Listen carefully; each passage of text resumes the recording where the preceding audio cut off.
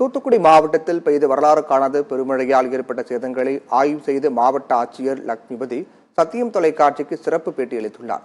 திட்டங்கள் தயாரித்து செயல்படுத்தினால் புயல் வெள்ள சேதங்களை தடுக்க முடியும் என்று அவர் தெரிவித்தார்.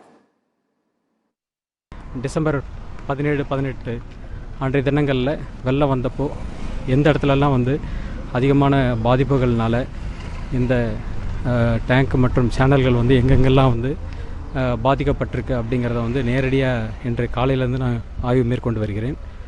இப்போ இந்த தாமிரபரணி ஆறை பொறுத்த வரைக்கும் இங்கே 2 பக்கத்துலேயும் நம்ம மேலக்கால் கீழக்கால் பகுதியிலையும் அதே போல் கடம்பா டேங்க் சடைநேரி வரைக்கும் இருக்கக்கூடிய பகுதிகளில் எந்த அளவுக்கு பாதிப்பை ஏற்படுத்தியிருக்கிறது அப்படிங்கிறத நேரடியாக பார்வையிட்டு அவங்க ஏற்கனவே ஒரு அறிக்கை தயார் பண்ணியிருக்காங்க. எந்த மாதிரி நம்ம உடைப்புகள்லாம் சரி பண்ணியிருக்கோம் அப்படிங்கிறத. இதன் அடிப்படையில் ஏற்கனவே ஏற்பட்ட சேதங்களை சரி பண்ணுவதற்கும் இனிமே இது போன்ற வெள்ளப்பெருக்கின் போது எந்த மாதிரியான முன்னெச்சரிக்கை நடவடிக்கை எடுப்பது என்பது குறித்து விரிவான ஆய்வு மேற்கொள்ளப்பட்டு வருகிறது.